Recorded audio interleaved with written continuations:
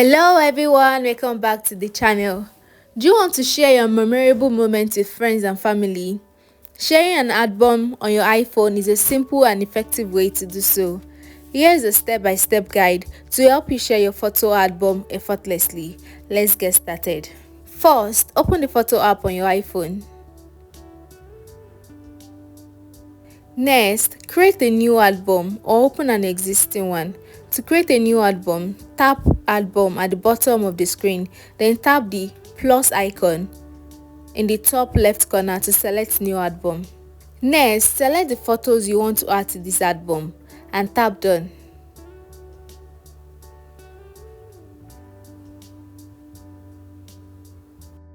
You can now name your album and tap Save.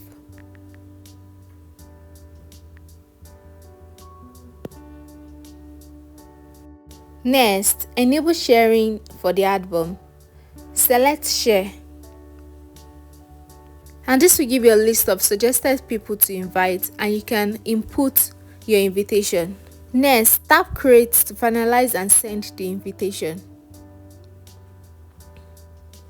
You can also create a link that can be posted to your friends and family.